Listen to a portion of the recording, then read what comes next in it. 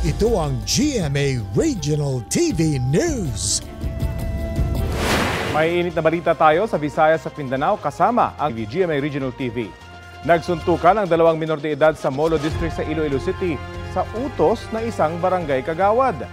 Cecil, bakit naman daw ginawa yan ng kagawad? Rafi, ang sabi ng kagawad ay matagal na niyang sakit sa ulo ang dalawa na hindi raw matigil-tigil sa pag-aaway.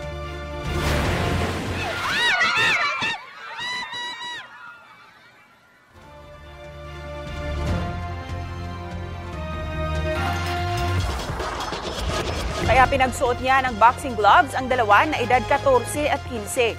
Ilang residente ang nanood at tila nag-cheer pa habang nagkakasakitan ang dalawa. Ikinagalit yan ng mga magulang at guardian ng dalawa. Nagsorry na sa kanila ang kagawad na umaming nagkamali siya. Pinagsabihan na rin siya ng barangay captain. Pinulong naman ng Iloilo City Social Welfare and Development Office ang mga sangkot. Isa sa ilalim sa rehabilitative counseling at ipagko-community service ang dalawang nag-away na minor de edad.